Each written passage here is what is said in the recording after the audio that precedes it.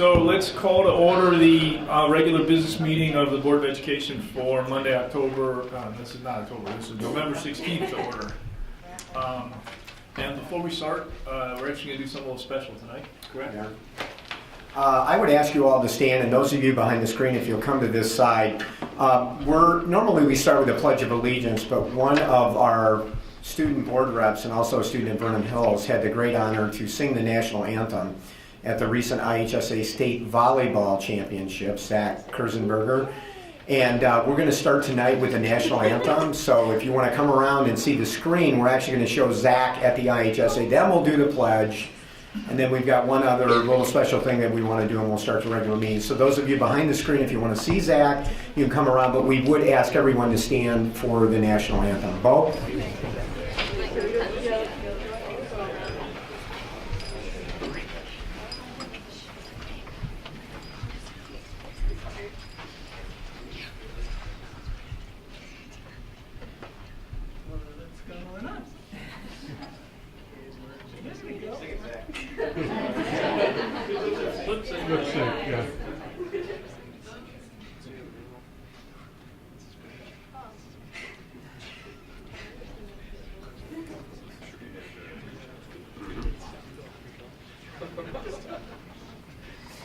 Ladies and gentlemen, we ask you to stand and join our guest soloist, Zachary Kurzenberger, a senior at Vernon Hills High School, in the singing of our national anthem.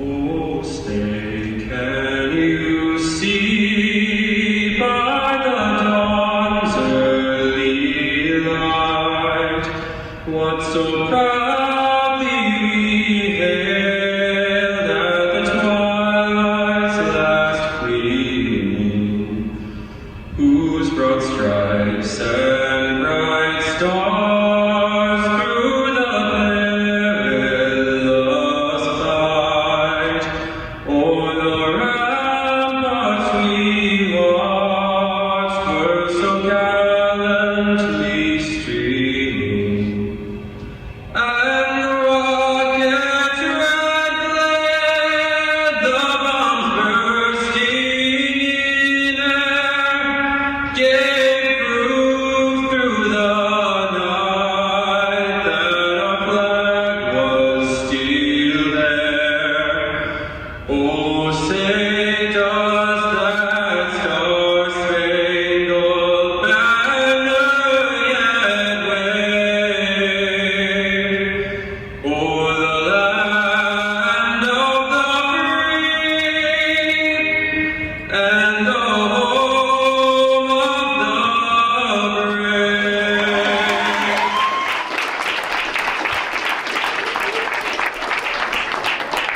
Dr. Judy, would you lead us in the pledge?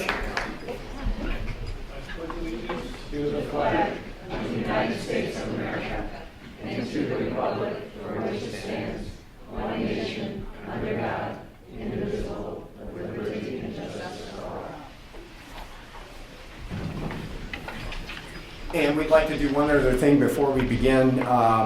We'd like to take a brief moment of silence for the victims in the events that happened in France over the weekend.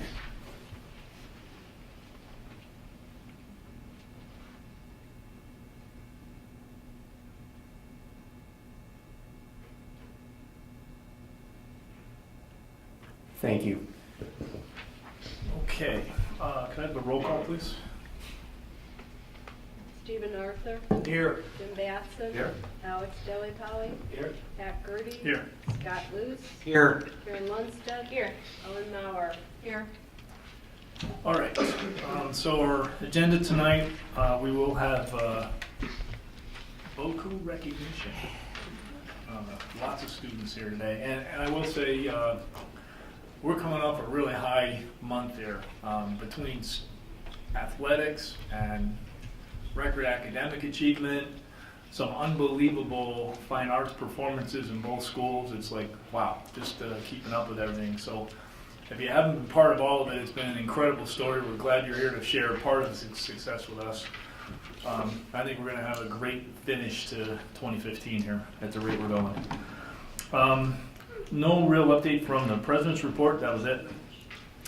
We have extensive updates from our student school board reps, superintendent's report. We'll open it up for public comment. I'm sure you're all staying and have plenty to say. We will limit you to 3 minutes or less. The consent vote agenda is listed. We reviewed that last week in committee. We'll ask for approval tonight. We'll have updates from program and personnel, facilities and finance. I believe nothing from property. Steve? Okay. And CEDAW? Okay, need a sub? IASB? Jim? Nothing? Okay. And then we will have an executive session tonight, but there's no action tonight, correct? Okay, no action after the executive session, all right? Got one other thing before we begin tonight. Many of you may not know, but November 15th is School Board Member Recognition Day in the state of Illinois.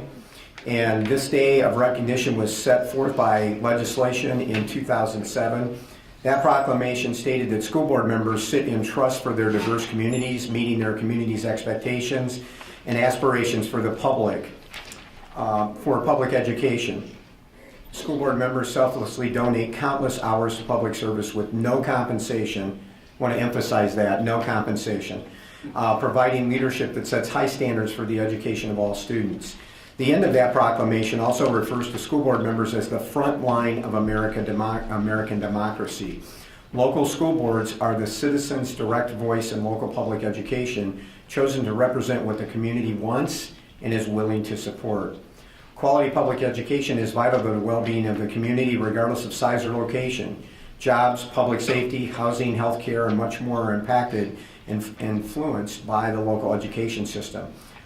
Whether or not you have a child in school, school board members need your support. The decisions made on behalf of the school district, its staff, and students are most effective when citizens can agree on what is best for all children. Today, nearly 6,000 men and women serve on 859 local school boards in the state of Illinois. Together, these individuals guide the education of more than 2 million students in 3,764 Illinois public schools.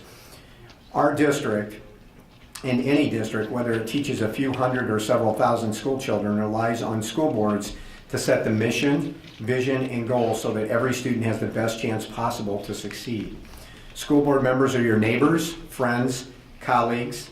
They're everyday people who are truly everyday heroes for taking on this extraordinary and often complex duty, not for a paycheck or notoriety, but for the satisfaction of seeing all children excel through education. And I'm happy to tell our community members, particularly here that are here tonight and also who may be watching on video at some point in the future, that we are blessed with one of the best school boards in the entire United States. And the result of our collective work together with administration and our staff and our incredible students and our parents and our communities are two high schools that are in the top 1% of all public high schools in the nation.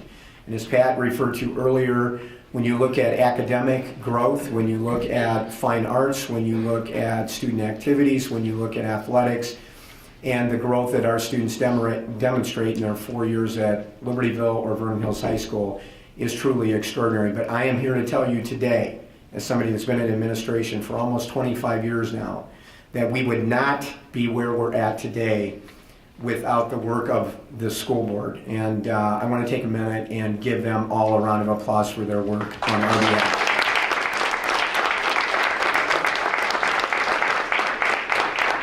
Thank you very much. All right, thank you very much. Let's start out with our student recognition.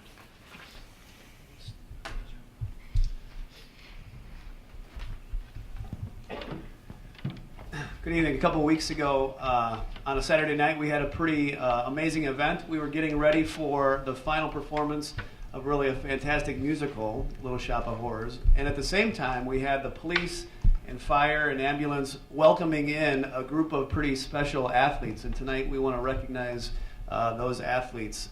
Our cross-country teams have for a few years been gaining in strength, and this year was no different. And so we have some all-state individuals and some team accomplishments that we want to recognize here tonight. So we're going to start off with a male recognition for an individual. So I'm going to call Coach Mark Whitney up, and he's going to talk a little bit about Shane.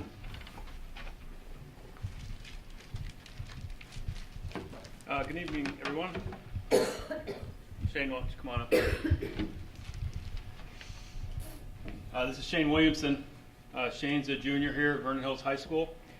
He had a phenomenal cross-country season this season, actually following up a phenomenal season as a sophomore. Just a couple highlights. Early in the season, September 5th, we were at the Fenton Invitational. This is an event that has been going on for 35 years. Shane ran the 9th fastest time in the 35-year history of that event. The next week, he was second in a field of 920 runners at the first of the finish invitational, just a couple of seconds behind the future state champ in 2A. It was also the second fastest time ever run by a Vernon Hills High School student. It's actually, Shane has the fastest time. He was 5th in the NSC, all NSC, second in our region, second in our sectional, just 3 seconds behind the eventual state champ again. And for the second consecutive year, he's an all-state cross-country performer. He finished in 8th place at Detweiler Park on November 7th. He holds the top 3 fastest times ever run at Vernon Hills High School for 3 miles, and is the number 13 all-time at the state final meet in cross-country. So it was a tremendous season. Shane, congratulations.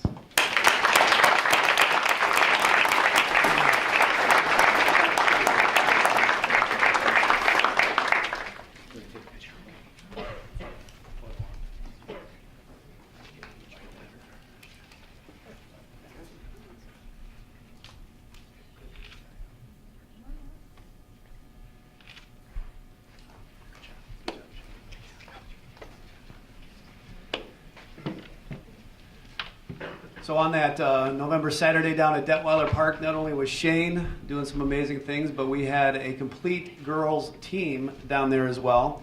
And we had a couple all-state individuals and a team recognition that is quite remarkable as well. So I'd like to call up Coach Suzanne Curry to talk about her ladies.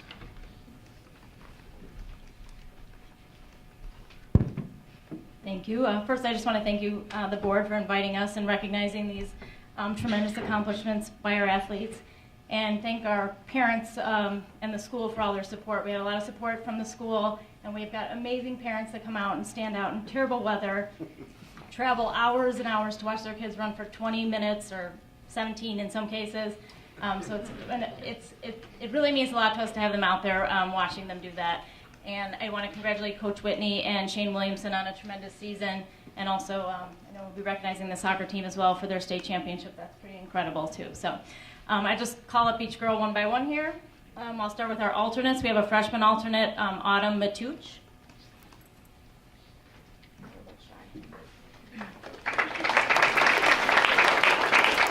Our next alternate is a sophomore, Ria Ramaya. Our next alternate is a freshman, Ellie Zazek. Another alternate, a senior, Allie Spence. And our final alternate for the season was another freshman, Caitlin Doler.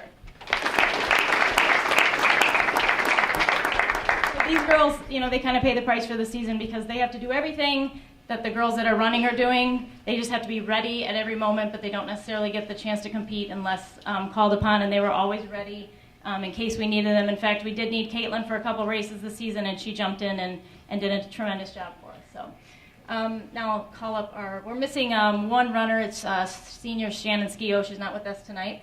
But next up we have freshman Vivian Chai.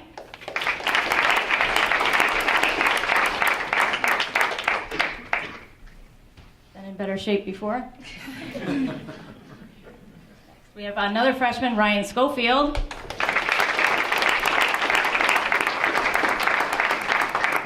Another freshman, Hannah Ray. We're getting shorter as we go along here. Next freshman is Peyton Mikowski.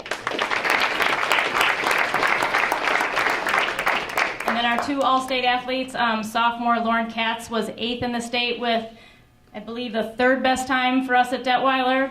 Come on up, Lauren.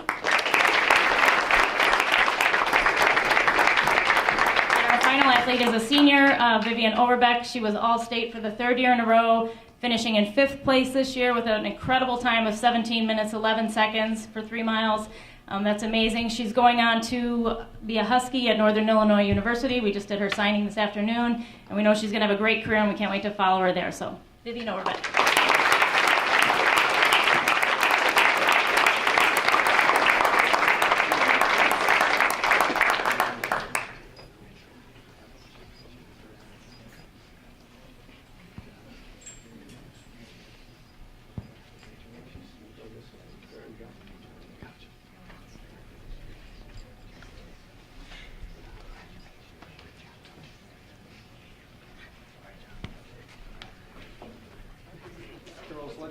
We can swing down this way. If you could just kind of walk to your right, we'll get away from the podium here.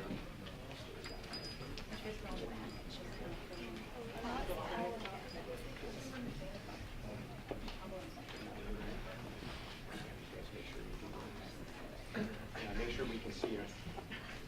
You see everybody's face, Mary?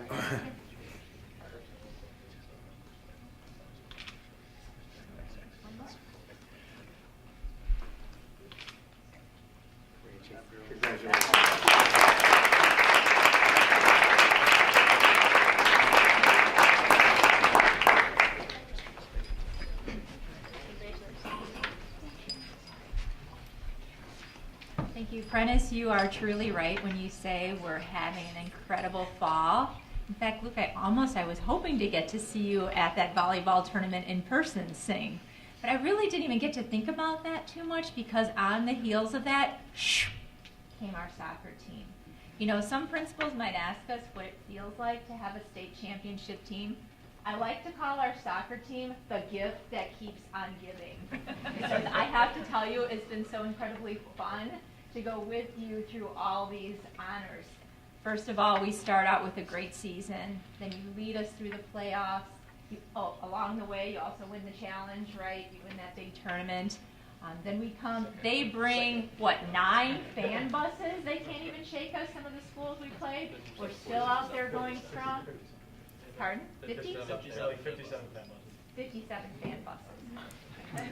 I don't know where they parked those, but 57 fan buses. From there, we come to the state tournament, and I can't tell you how incredibly proud I was. And it was really awesome to be on the sidelines and have somebody say to me, Coach Bitta was my coach. One of the administrators. Don't say that. That was an incredible moment, too. Then we come back, you police and fire escort home, we take you through the championship march, you're at the football game last week, and here you are tonight. We're so incredibly proud of you. And in that championship march, it was fun to walk through the halls with you too, Mr. Bitta, because I can't tell you, first of all, we did have to slow down the band a little bit because they were flying. Yeah, they were flying through those halls. But how many people in our building just have the utmost respect for your coaching career? So I'd like you to come up here. I'd like to bring you up here, introduce your coaches and your team.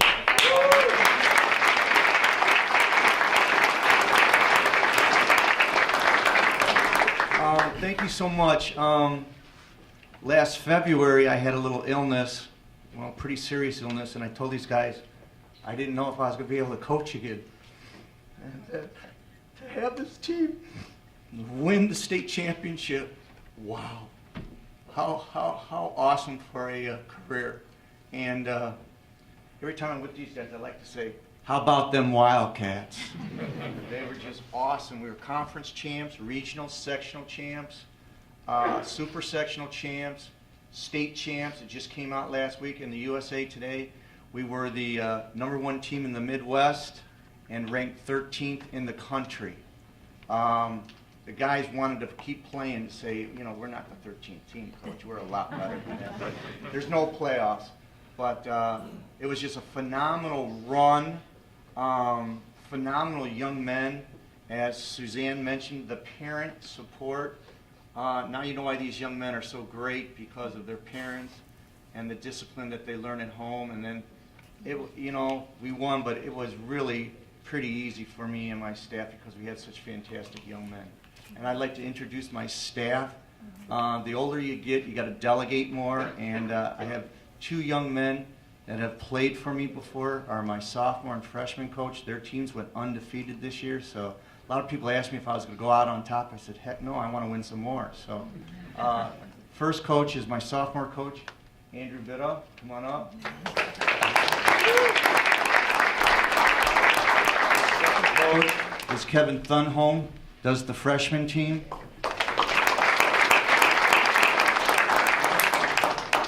I can't say I'm the oldest one on the staff because Al Beard beats me by a year.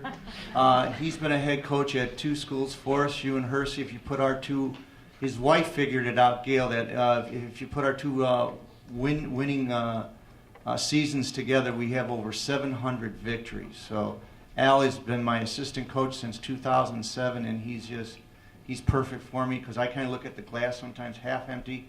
He always looks at it half full, so we work real well together. Al Beard.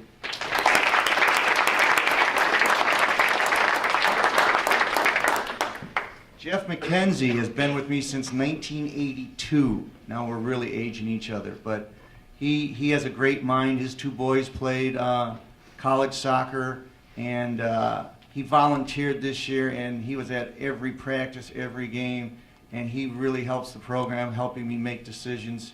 You have more people on the sidelines watching and knowing the game, and he just really helps the program. Jeff McKenzie.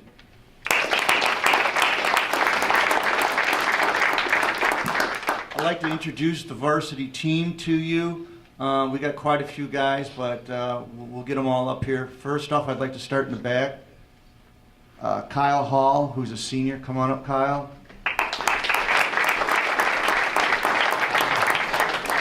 Another senior, Jacob Rasmussen.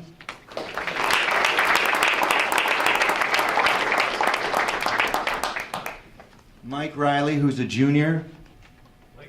I'm sorry, Mike Riley. Mike Quigley, I'm sorry. Mike Riley. Tony Bricado, who's a junior.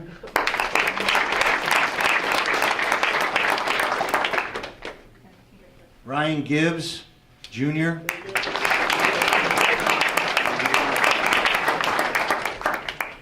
Ryan Wintenbrink, sophomore.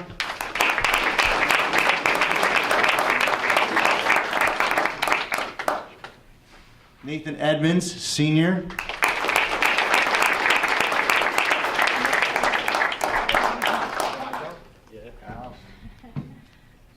Christian Long, senior.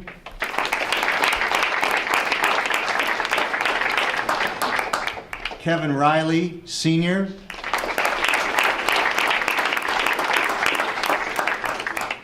Tucker Gobler, senior.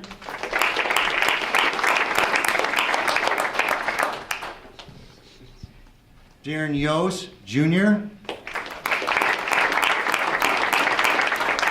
Patrick Potts, junior.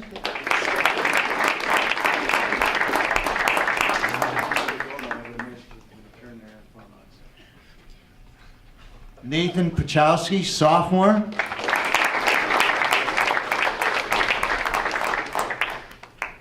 Congratulations, buddy. Dan Marks, junior.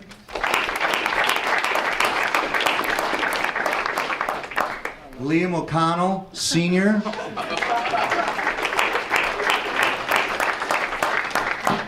Thomas Pearson, freshman.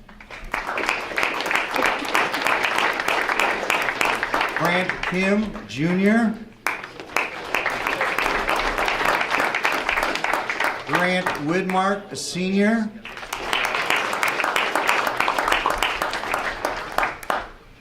And one more. Max Freelander, senior.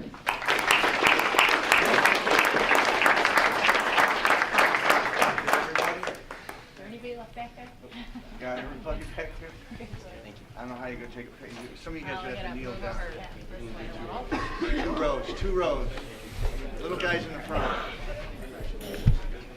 Hang on, we're gonna shake hands here, Coach. Let's soak up every moment. Let's see, where did we end?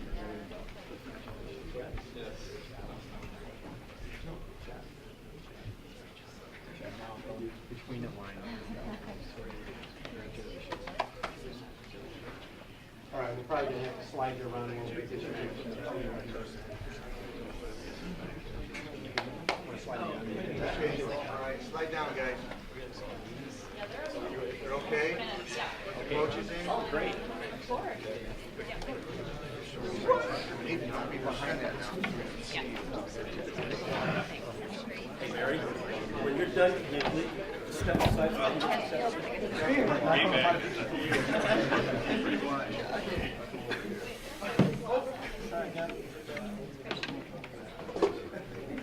Good job, guys. It has wheels for a reason, right?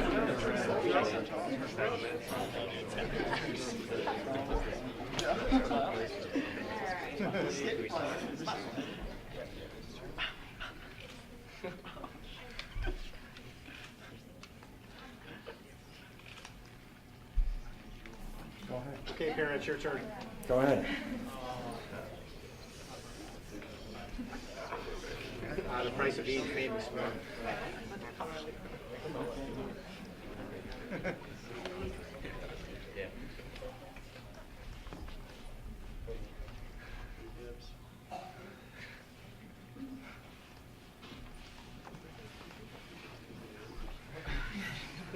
Almost.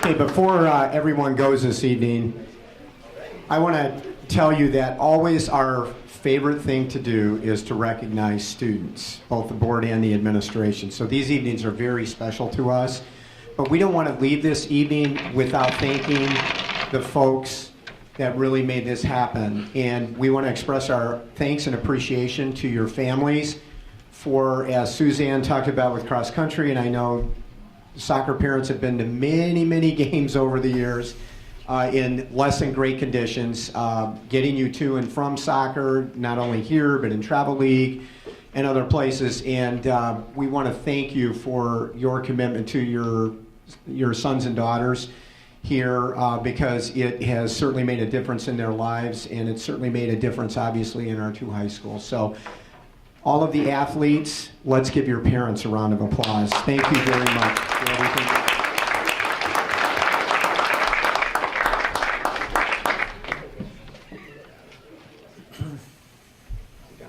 Okay.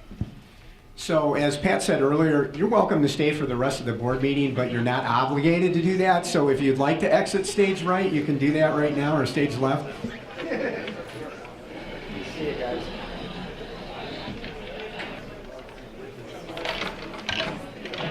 Congratulations, girls.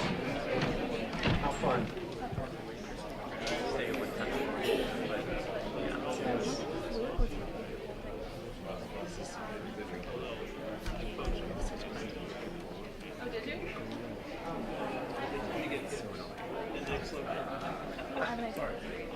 All right. All right. Let's hope that's a trend. There's a few other teams in the mix here. The next couple of weeks, that would be a good thing. Okay, student school board reps. Who would like to go first? Zach, go ahead. 'Cause we know a couple of you have to leave for rehearsals, so here.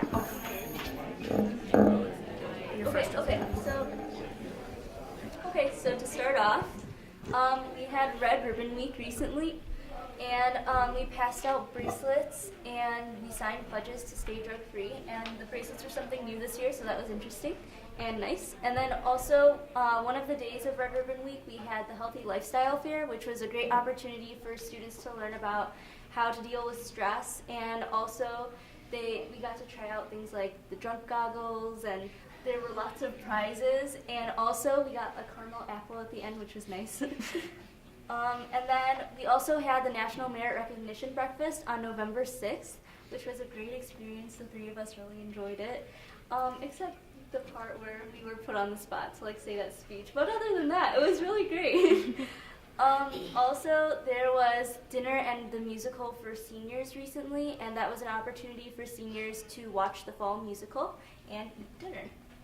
Also, last week, all consumer classes got the chance to experience the interview process. So several companies came in, and students were able to practice their communication skills through that process.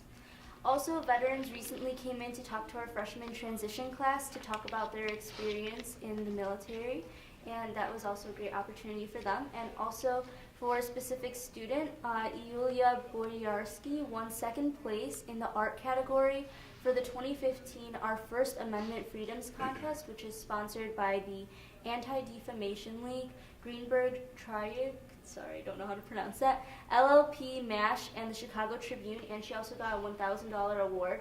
It was a really great thing for her, and also she and Miss Malloy are going to go down and actually have their own special day in the city to get recognized for that. So.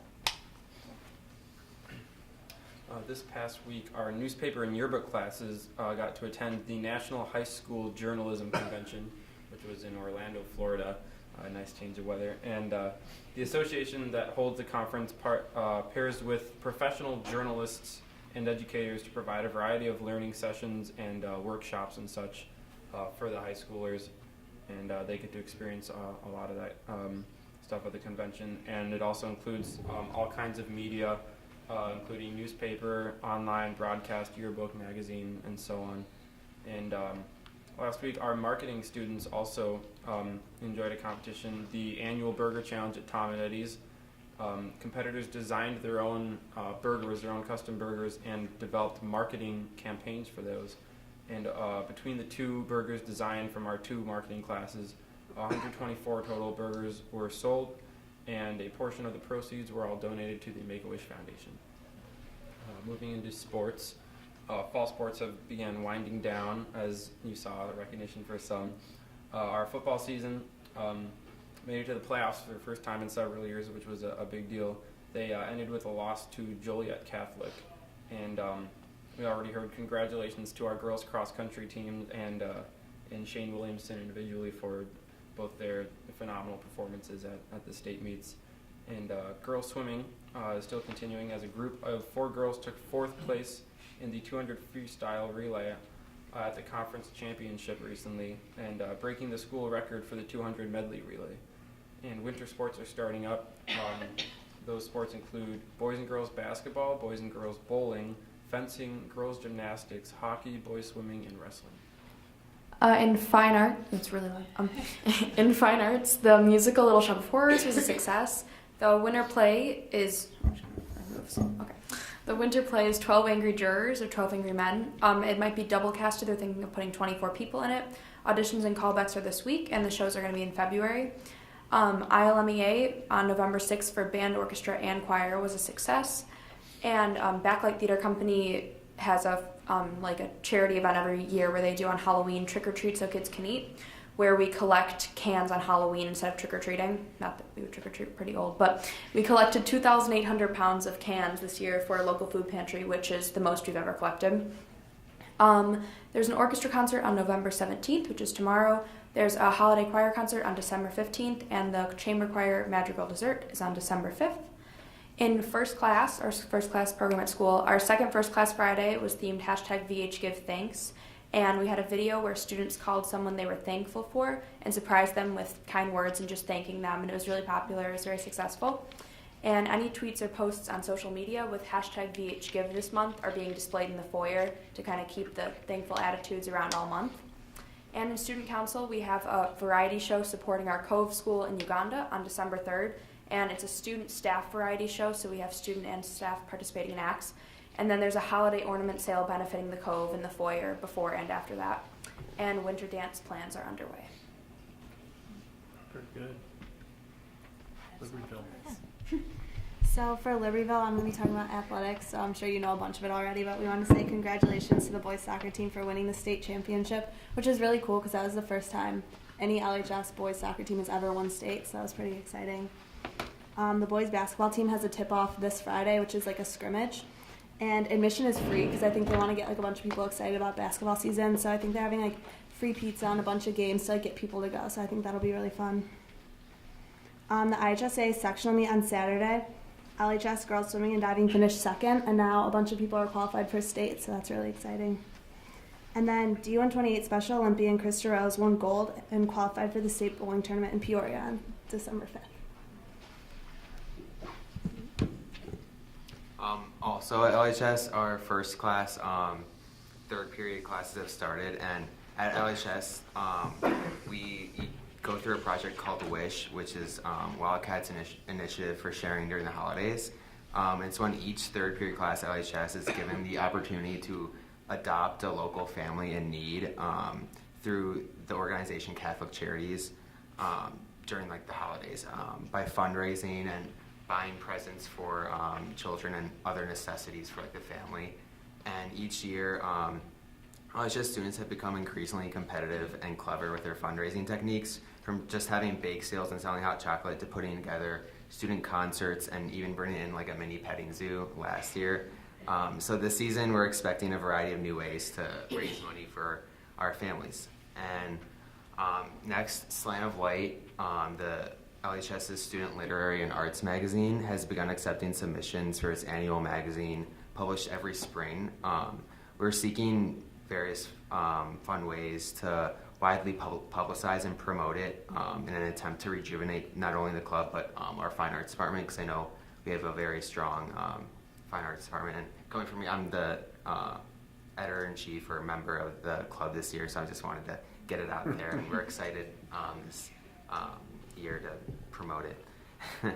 And the North Suburban Wind Ensemble concert is this Friday in the LHS Auditorium, including performances from local musicians as well as students. Caring for Cambodia, a relatively new club at LHS dedicated to raising awareness about poverty and educational plights of millions of Cambodian children, has been actively fundraising for their trip to Cambodia in June to help build schools by organizing and hosting an ugly sweater run at LHS on December 13th, which should now be available on the LHS web store to sign up for. And we're looking forward to that, to see how that turns out, because that's something new. And they've also organized a toothbrush drive to send much needed toothbrushes to children in Cambodia. The members of the LHS Jazz Band Ensemble 1 will be performing the Jazz ILMEA District Festival at Niles West High School this Saturday. And lastly, the three of us, Amelia, Nihar, and I, have been hosting quarterly student leadership teams during our lunch periods in cooperation with the LHS administration to consider the opinions, the concerns, just to get general and honest feedback from our student body, mostly the most involved in our student body, regarding how their basic classes are being run or taught, how they received certain events and changes happening in and around our school, just as a way to improve interaction between the administration and our student body. And we've noticed that they've been considerably more successful this year in regards to attendance and participation and honesty. So we really are proud of that. So continuing with LHS extracurriculars, the District 128 Ice Cats team is having a fundraiser. Really, it's a food drive at its next game versus Carmel to benefit the Libertyville Township Food Pantry. And at the game, raffle drawings and silent auction winners will also be announced. And this fall, 17 seniors were selected for induction into the National Honor Society chapter for LHS.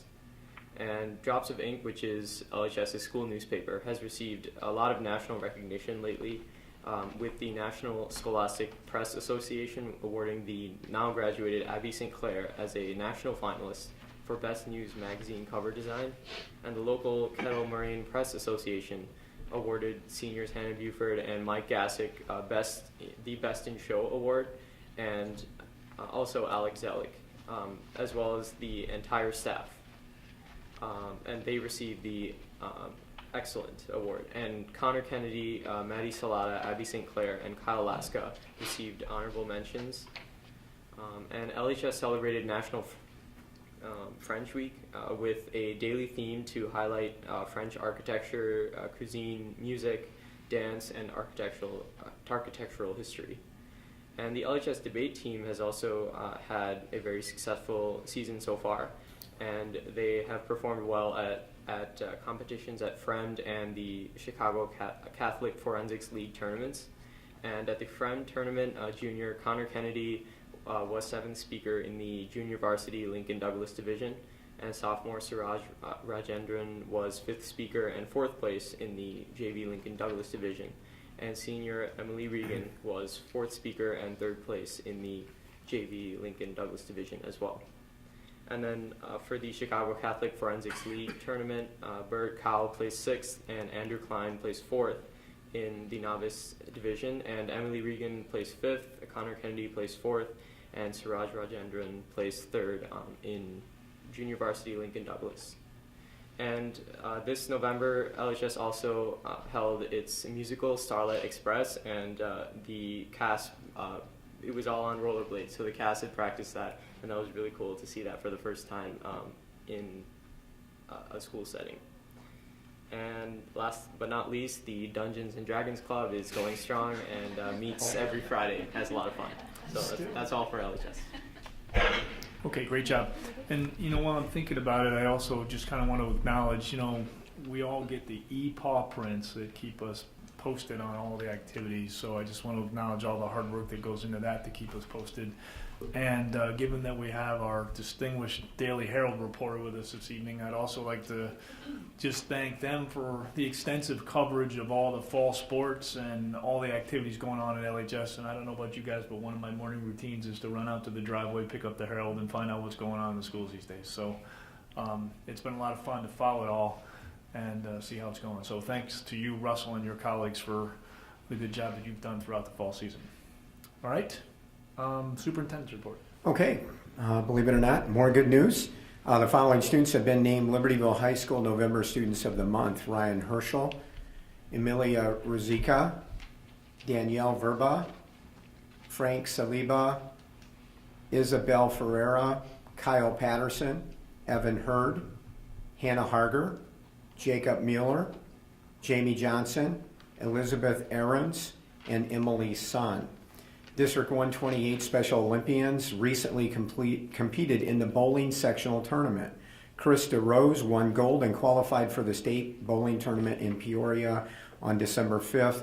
Athletes also receiving sectional honors were Mason Reyes, who won silver, and Mallory Marvin, who captured 4th place. And this continues a long line of success at the regional and state level in our Special Olympics program. So we're going to congratulate those students. The following LHS seniors were selected for induction into the LHS chapter of the National Honor Society: Gabriel Alesna, Josh Bragg, Mackenzie Cook, Tanner Doro, Marissa Garoppolo, Alex Gushalak, Owen Hassler, Gabrielle Hauser, Abigail Jeffrey, Noah Motterwell, Ryan Moran, Alex Ovasapian, Barak Shimdal, Kelsey Swiger, Alyssa Stokovich, Ethan Urbanski, and Hadley Vanderbosch. And finally, LHS Social Studies teacher Kevin O'Neill was named a finalist for the 10th District Leadership Awards. The 10th District Leadership Awards recognize everyday heroes that make our community an amazing place to live, work, and raise children. The awards promote the public good and civic service by recognizing leaders in the 10th Congressional District. Over 200 nominations were received for this year's awards. So that concludes the good news. The board will note that you have one FOIA request in your packet this evening, and Pat, that concludes the superintendent's report. Okay, thanks very much. Anybody from the public who'd like to speak tonight? Okay. All right, next, the consent vote agenda is listed. Can I ask for a motion to approve items A through G as listed? So moved. Second. Any discussion? Roll call, please. Arthur. Aye. Batson. Aye. Delli Polly. Grudy. Aye. Luce. Aye. Lundstedt. Aye. Mauer. Aye. All right, motion carries. Program and Personnel Chairperson Mauer. Okay, we have several items on this agenda. First, we have the 2016-17 curriculum proposals. We have some name changes and additions as were presented in your packet, and we're looking for motion to approve those. I move to approve it. Second. Any discussion? Not roll call, please. Batson. Aye. Delli Polly. Grudy. Aye. Luce. Aye. Lundstedt. Aye. Mauer. Aye. Arthur. Aye. All right, motion carries. Okay, next we have board policies. Policy 2160, board attorney. Policy 2260, Uniform Grievance Procedure, and Policy 7130, Restrictions on Publications. They are for the second reading and adoption. There have been no changes since the last time we talked about these last month. So we're looking for motion to approve all three. So moved. Second. Any discussion? Roll call, please. Rudy. Aye. Luce. Aye. Lundstedt. Aye. Mauer. Aye. Arthur. Aye. Batson. Aye. Delli Polly. All right, motion carries. Okay, and finally, we have 5 educational tool requests that are listed. So we need a motion and a second to approve those educational field trips. So moved. Second. Any discussion? I just had a question. Is summer 2017 really when they go like that far out? I just wondered if it was maybe a typo.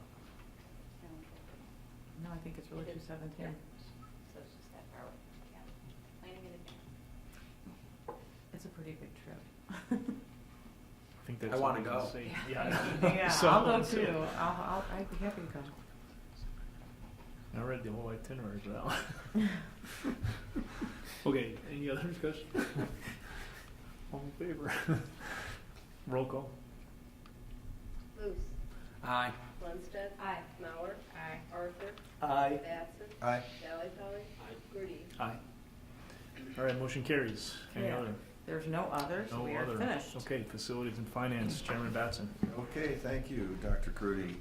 We have 2 items, the adoption of the tax levy and an abatement from the working cash fund.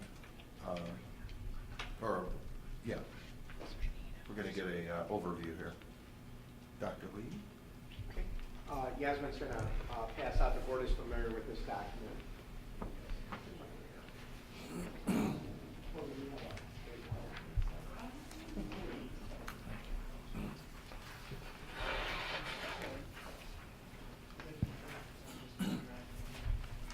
want to make a couple of general comments as we're ready to go through the levy process tonight for the citizens that are here and also the community. Our board begins their discussion on the levy in July, which is unusual for school boards. We allocate a good chunk of time from July to tonight to dig in deeply into our finances and also take a look at what levy needs we have for the coming year. The board takes that responsibility very seriously, and we spend probably about 90 to 95% of our time together working on the finances of the district.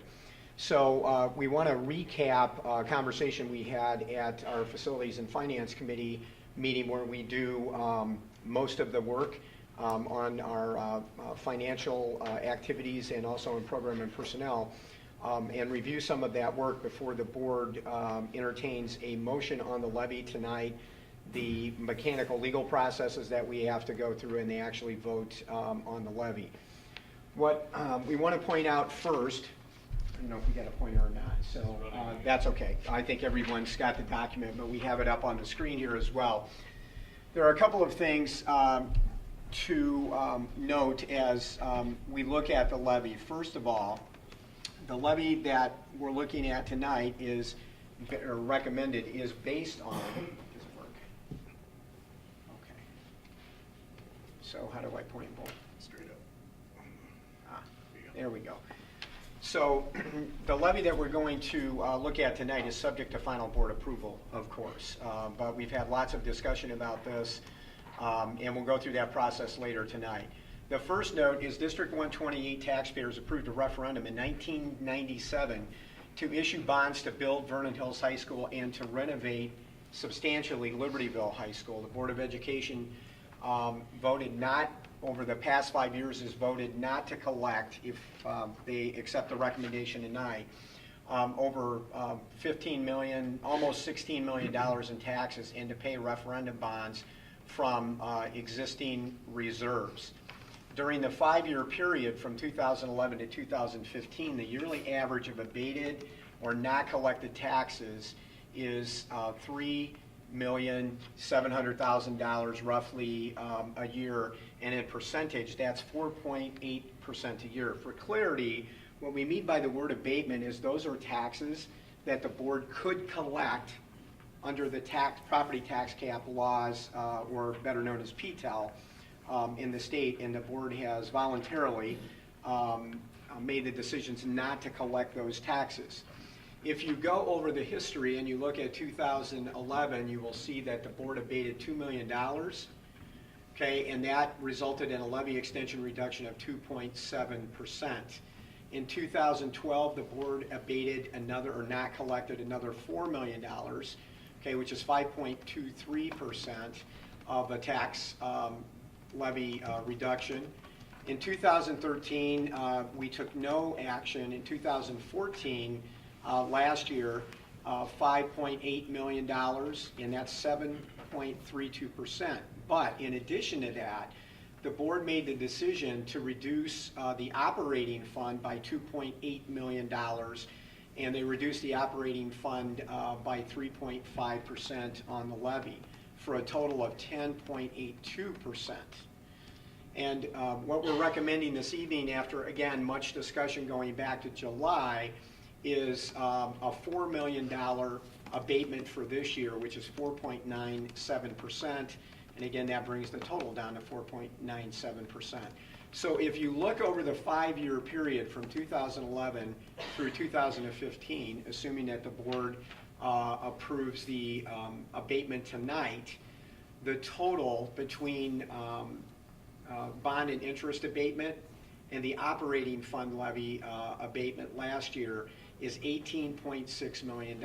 So what that means is that the board could have collected $18.6 million more dollars in taxes than they chose to do, okay? So there are a couple of things also that note consideration here, and we've had a lot of discussion about this, and as our board is aware, I'm very active working with our legislators in Springfield. And I wish I had better news to report to you tonight, but here are 3 future considerations that we have to pay close attention to that could impact 128 and all Illinois school districts.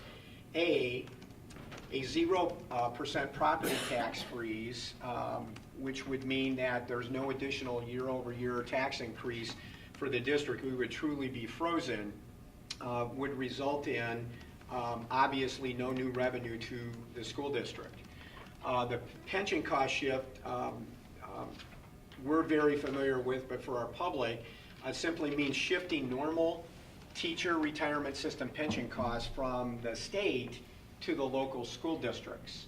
And to give you a picture of what that would look like, because we've modeled those numbers out, if what Speaker Madigan has suggested over the last few years would happen, that would be 0.5% a year, okay, for 12 years to get us to that 6%, what they call normal pension costs that the state now picks up. That would result in that 12-year run-up period of about $18 million in additional costs for our district, and then about $2.5 million every year after that. So when you begin to, again, model some of those numbers out, there's a significant potential impact that could happen. C is a revision of the state school funding formula, which has been under serious discussion for the last 2 years. We have not revised the state school funding formula for 17 years in this state. It's badly out of whack. It needs to be revised, but we need to realize that any revision of that formula will result in districts like ours receiving even less state revenue, and some of that revenue being, kind of scooped up from across the state and spread out to districts that are needier than our districts. So we've got we have a rough estimation for each one of these individually and several scenarios under here that we know have been discussed in the past. But any of these would have an impact on us moving forward. However, if the state chose to do A and B, or A and C, or B and C, and we had a compound effect, there would be a significant impact on the school district.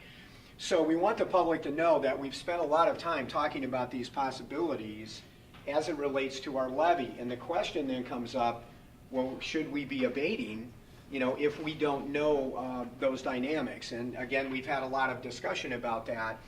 The majority of the board believes that given our financial condition and our tax base in this community, that's important to take this last opportunity to abate, because our bond and interest will be paid off soon, and once that happens, we lose the ability to abate further. So the result of that is that $18.6 million when you take all of that into account. So what about the reserves in the district? There's been some written, and we've had some communication with some of our local taxpayers about our reserves. We need to understand about the reserves a couple of things. We get our bulk tax payments back from the state a couple of times during the year, and when we receive that money, it looks like we have a lot more reserves than we actually have in the school district.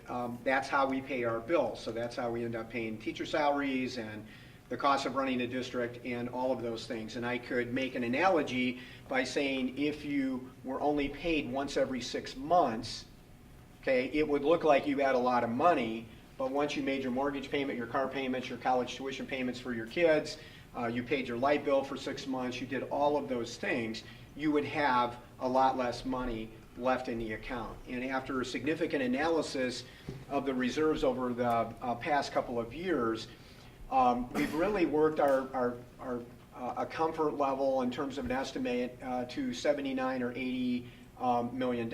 And from that, the board has determined that they want to maintain about $40 million for kind of emergencies moving forward for the future of the district, not knowing what's going to happen in the future. The state recommends roughly a 40% reserve threshold. Many school districts are not able to get to that. We're currently higher than that.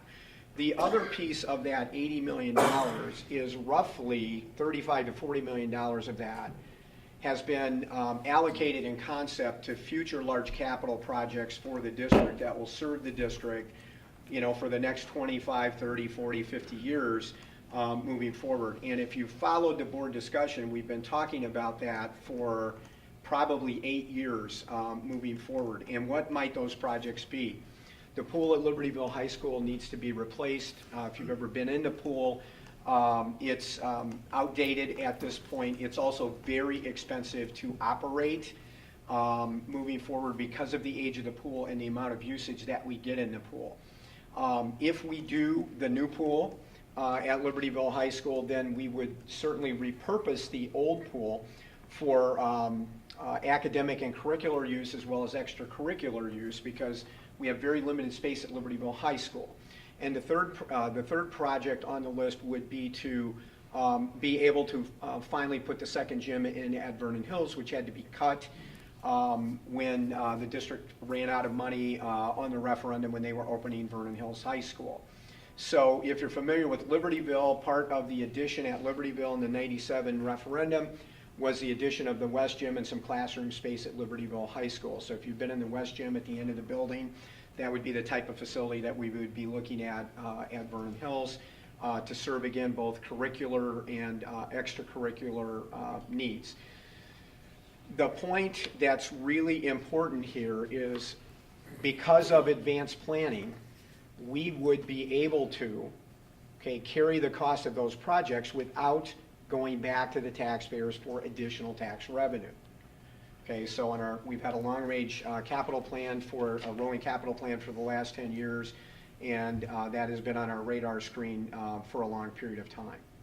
So with that in essence, we want the community to know that the board has really aggressively approached our opportunity to abate or not collect taxes under bond and interest in recognition of the tax burden of the area. And by doing that, we have lessened the tax burden in the area. In fact, we believe from our contacts around the state, to our knowledge, there's never been a property tax body in Illinois that's abated, not collected this amount of tax that it would be allowed to collect under existing tax law, which even has a cap on it.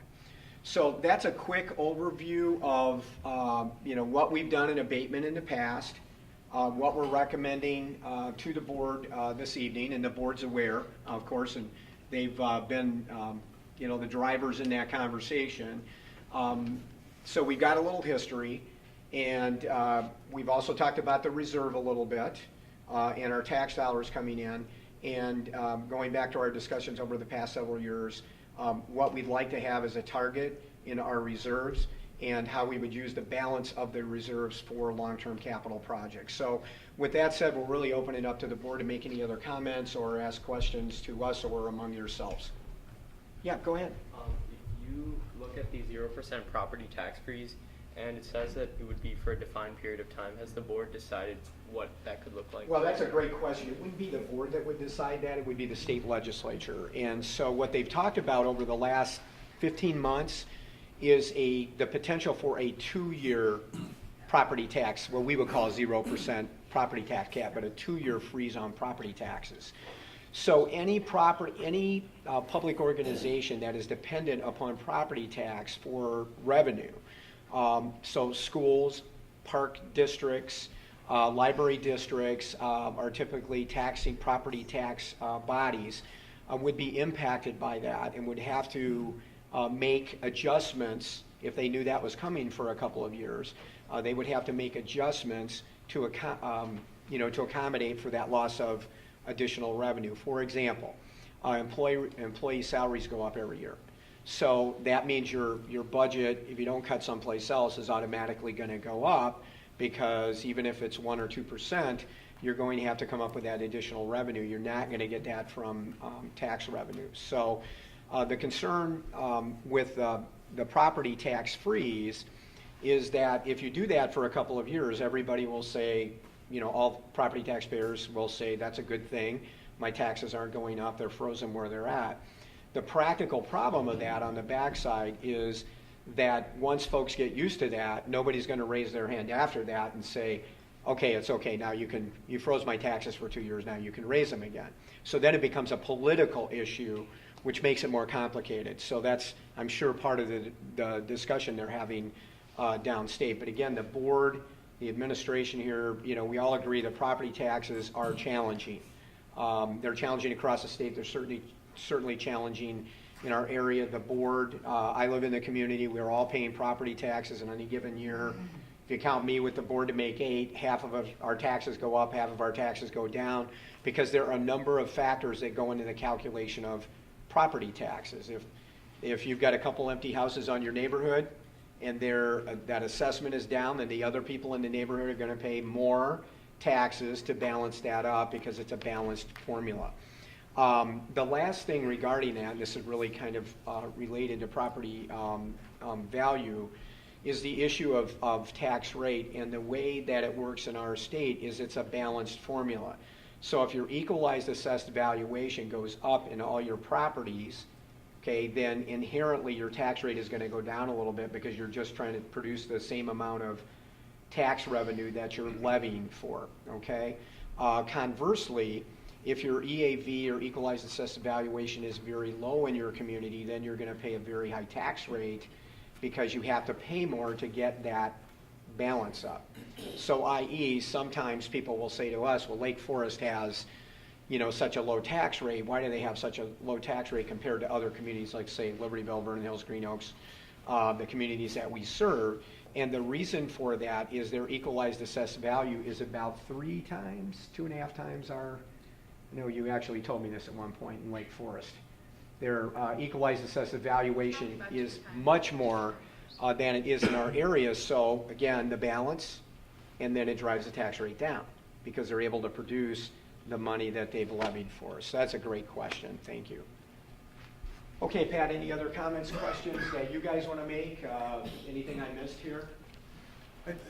I'll just make sure I understand what we're talking about here. Over the last 5 years, we had gotten to the point where we felt our reserves were growing, and that we felt that we could help the taxpayers by not collecting some of these tax dollars and level out their tax bill basically for a number of years. And we could do that because we had this bond that we were paying off, and we could ease back on that and basically pay our mortgage out of our savings account for a few years. We've now gotten ourselves into a situation where there's some things happening or not happening in Springfield, so we're getting a little concerned. So we have to ease off I think the logic for the 4 million was we would like to ease off and not do an abatement because the scary things in Springfield may have a significant financial impact on us. But also the realization that if we do not do that, then that would mean pretty significant increase to the taxpayers' tax bill this coming year. So I think we're trying to balance and ease into a situation where we probably won't be able to abate in the future, and we'll probably be more on a traditional standard increase based on PTEL and based on the tax cap. But we felt this one last time we could do sort of a compromise abatement to help us ease back into that mode. That was my understanding. I don't know if anyone else has any other comments they'd like to. Anybody else? No. Procedurally, we have two big things we're talking about. We're talking about the tax levy first, and then we're going to come back to this conversation about the abatement. So that'll be a second topic that we're going to talk about. For the tax levy, there's 5 items that we have to do. There's a truth in taxation resolution. There's a resolution for a couple specific things. One's for special education. One's for working cash fund levy. One's for the special education district IMRF, for the special education district that we are part of, and a 5th one for the leasing of education facilities and or computer technology. So that's.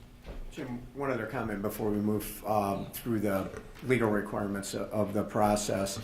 I think it's also important for our community to know that we had probably a 15-year period of astronomical growth in this district, and that increased the equalized assessed valuation dramatically over a period of time. So it also generated more tax dollars as a result of that.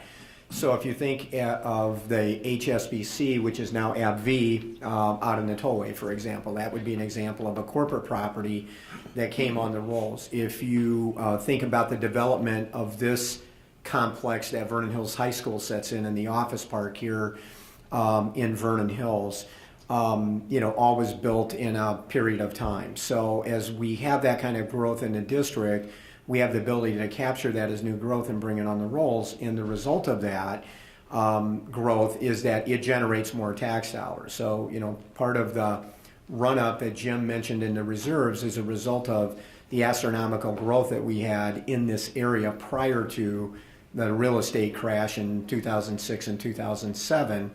But those properties are on our tax rolls. Yes, I said that correctly, I think. So that's another factor that's played into the reserve piece over a period of time. So I just wanted to thank you. Sure.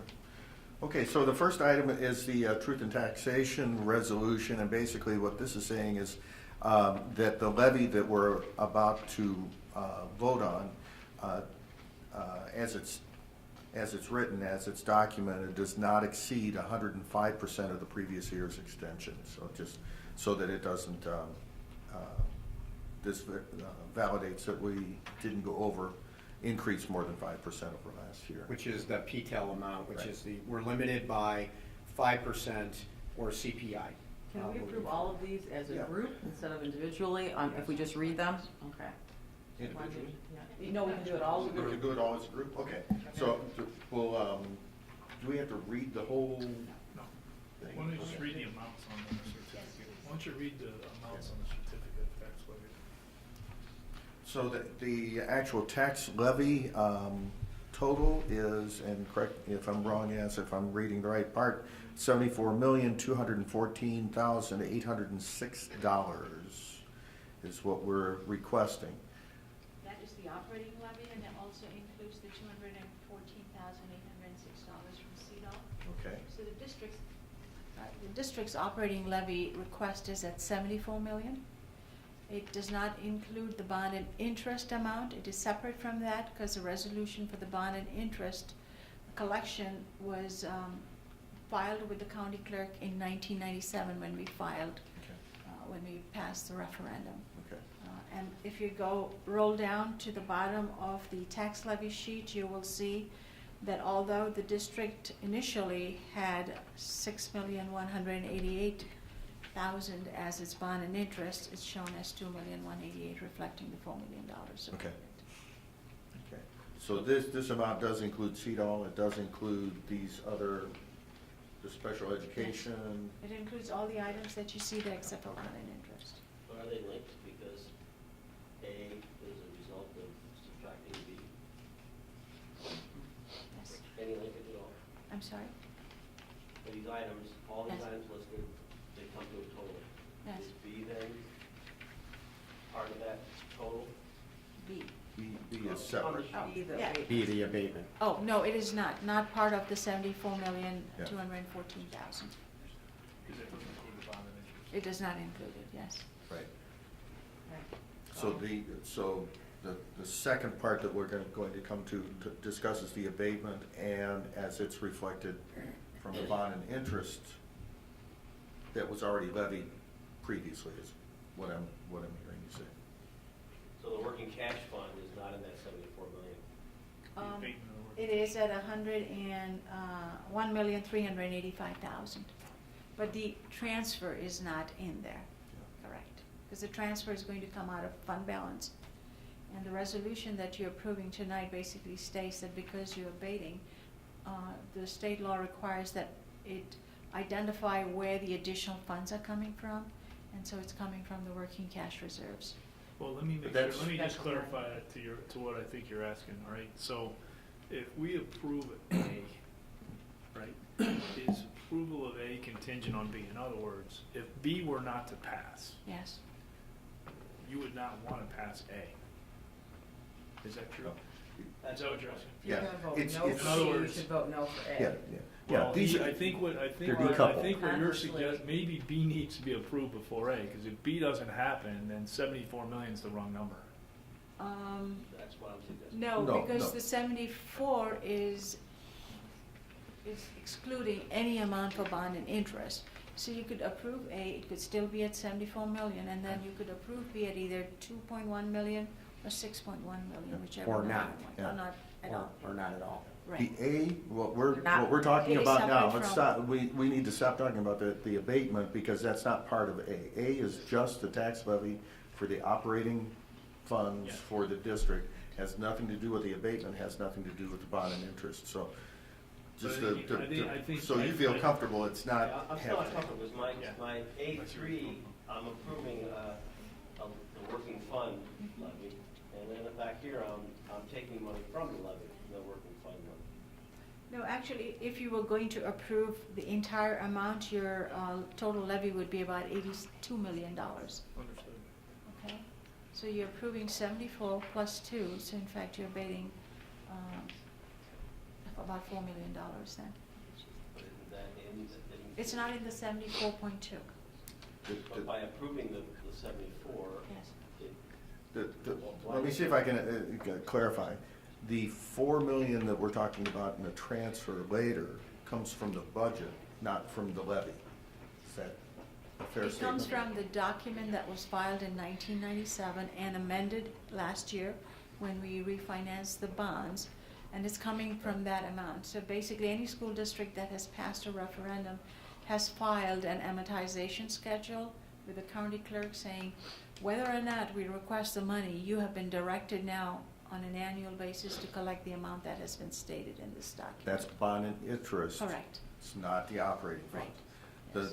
The working cash fund levy here is a levy of taxes to come into our district that regardless of whether we abate, that those funds still come in as part of our tax levy. That's correct. They're not impacted one way or the other. The information below where it says transfer of funds is transferring from current existing funds. It's not a levy, it's not transferring from the levy, it's transferring from funds that we have in the bank. Not the over and above. Does that make sense? I think so. I'm trying to stay true to my. Right, sure, exactly. I Yeah, don't yeah, want to yeah. approve A and find out Right, that I in fact did what I didn't want Yeah, to do. and we understand I that. think I've got that. Okay. So we thought it might be helpful if we just read the amounts in and what they're for. Yeah, it's just for the record. They tied it 2%. Okay, so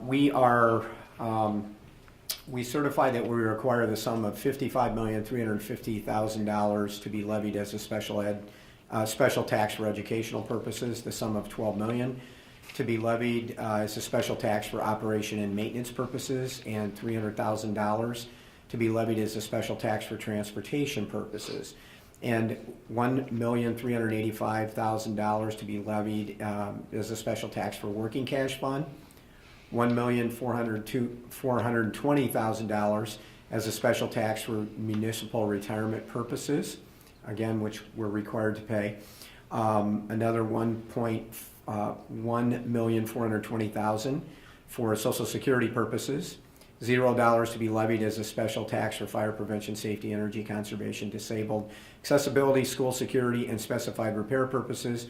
$850,000 to be levied as a special tax for tort immunity purposes. $1,075,000 to be levied as a special tax for special education, and $200,000 to be levied as a special tax for leasing of educational facilities or computer technology, or both in temporary relocation expense purposes.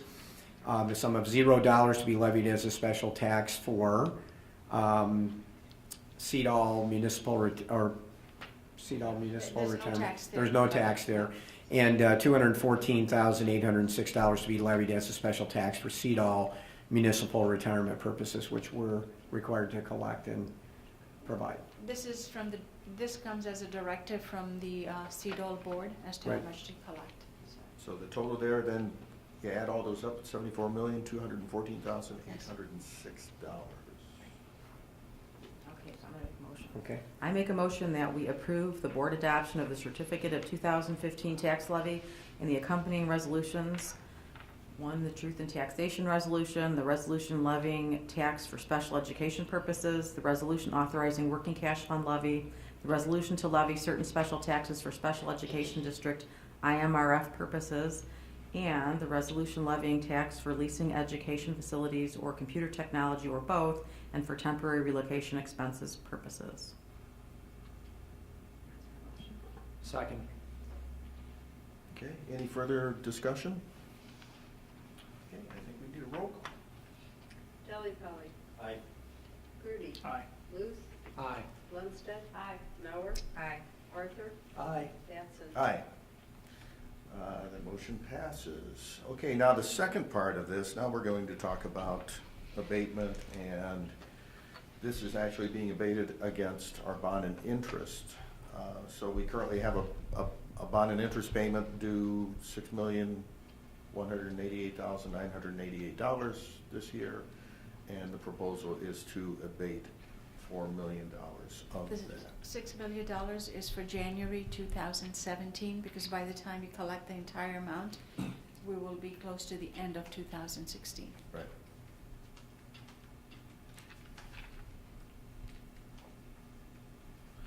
So the motion, the recommendation and the motion would be to abate $4 million from out of bond and interest. To abate the bond and interest levy and to transfer funds from working cash to pay that. compensate for that abatement. Correct. So moved. Okay. Need a second. Second. So, further discussion. Anyone have anything they'd like to comment on? So basically, this is the $4 million that we've discussed abating. Okay. No further discussion? Okay. Should we have a roll call? Lundstedt. Aye. Mauer. Aye. Arthur. Aye. Batson. Aye. Jelly Polly. Nay? Grudy. Aye. Luce. Aye. Okay. Thank you very much. The resolution passes. Alex, Let me just highlight, I think through the course of the whole budget levy discussions over the last, I think we started before July, honestly. Probably. Yeah. Stopped. Very fruitful, very thorough discussions. I appreciate everybody's active engagement in all of these conversations. Okay. Thank you. Is that it? That's, no other, so that concludes the facilities and finance. Okay. No property, no CEDAW. You need a delegate. correct? December 2nd is the next quarterly meeting for CEDAW. I am not able to attend. Is there anyone that would like to go? What time's the meeting? 7 o'clock up in, at the, Claremont probably is where it usually is with CEDAW stuff. It's off Gators Lake Road, Did we do that? Wednesday. I'll tentatively do that. Okay. If I get into a If conflict, you get then. into conflict, let me know. I don't have my calendar to check, but Okay. if you email Well, I me, just wanted to I make All right, so Yeah. between Ellen and I, we'll Okay, work it out. great, thank you. Okay, great. If not, I know your number. Okay, IASB, nothing, and I think that's it. So we're gonna adjourn for an executive session. Tonight we have two topics. One is pending or imminent litigation, ILCS 120/2C11, and the other is a student disciplinary case, ILCS 120/2C9. And taking no action. No action afterwards, so, Okay, I make a motion that we go into an executive session to discuss pending and or imminent litigation and student disciplinary case. Second. Roll call. Arthur. Aye. Sampson. Aye. Kelly Pollock. Rudy. Aye. Lundstedt. Aye. Luce. Aye. Miller. Aye. All right, is that it? All right, motion carries. Good night, everybody. We have a